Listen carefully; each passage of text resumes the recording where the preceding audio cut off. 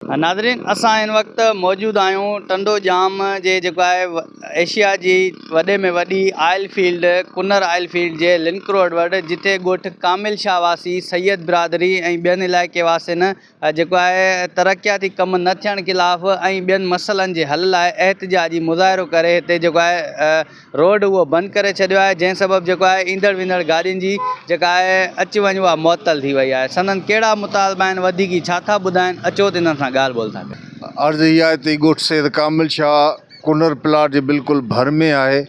अॼु ॾींहुं ताणी कुनर प्लाट जो कसम खणण जहिड़ो आहे त हुन ॻोठ सैयद कामिल शाह जे लाइ को बि तरक़ियाती स्कीम का हैंडपंप ताणी का बि सपोर्ट कोन कई आहे। लिहाज़ा हितां खां ई पासे खां दरगाह आहे, उन वॾो क़ब्रस्तान आहे, उन ते रस्तो कोन्हे को। ॻोठ जो रस्तो आहे जेको पुराणो आहे, क़दीमी ख़राबु थी वियो आहे, उहो रस्तो ठहियलु कोन्हे को।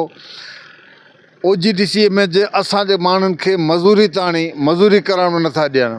हींअर बि नओं प्लाट बि ठहे, उन मूजिबि असांजे हितां जे माण्हू कंहिंखे बि मज़ूरी ते रखण लाइ तयारु कोन्हे की असांजो मुतालबो आहे त जीअं हिन इलाइक़े जे ॿियनि इलाइक़नि खे माण्हुनि जी सपोर्ट थिए पई, ईअं असांजे ॻोठ में बि तरक़ियाती कम कराए वञनि। असांजे ॻोठ जो मसइलो इन जे लाइ असां रस्तो ब्लॉक कयो आहे। असां कॾहिं बि OGDC वारा ईंदा वेंदा आहिनि, असां कॾहिं बि हिननि खे तंग न आहे कयो, पर हींअर हालात अहिड़ा थी विया आहिनि।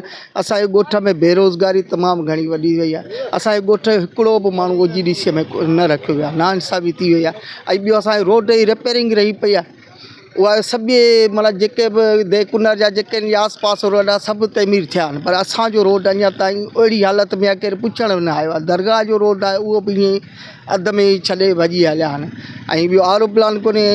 इहो ॿियो वॾे में वॾो असां लाइ इहो बि मसइलो आहे जो असांजा ॿार जेके स्कूल वञनि था बसियुनि में एतिरी त परियां रश थी अचे। असां सैयदनि जूं नियाणियूं आहिनि, ॿार आहिनि, उहे सभु 20-25 ॿार आहिनि, उहे असांजा वरी वापसि घर ईंदा आहिनि। या पंहिंजे या न हिते असां वटि स्कूल बि न आहे ऐं स्कूल हुननि ॾिनो बि न आहे, पर ॿियो त असांखे अलॻि बस बि कान ॾिनी अथनि। असां ॻोठ सैयद कामिल शाह वासी OGDCL कुनर प्लांट खे तमामु वेझा अधु किलोमीटर खां बि वेझा रहूं पिया, पर असांखे का बि सहूलियत कोन्हे, जंहिं मंझि रस्तो ऐं पाणी जी सहूलियत बि न आहे। ऐं वॾे खां वॾी त माना मसइलो हीअ आहे जो असांखे उते मज़ूरी बि न पई ॾिनी वञे, ऐं उनखां सवाइ मतिलबु वॾेरा शाही लॻी पिया, वॾेरनि जे चवण ते उन्हनि जा ई कम थियनि पिया, असांजो कोई कमु न पियो थिए। असांजा वॾी ॻाल्हि थी आहे त असांजा ॿार बि बस में न पिया खयां वञनि। उहा बस उतां खां फुल अचे पई, या त हिते बीहे न पई, चवंदा हीअ नायनि जी आहे, कलेरनि जी आहे, ख़ासकेलनि जी आहे, फलाणनि जी, पर सैदनि जे लाइ न आहे। मुतालबो ॿियो कहिड़ो, असीं ग़रीब आहियूं, मिसकिन आहियूं, हिते पिया आहियूं, असांजो को बि ज़मीनदार नथो ॿुधे।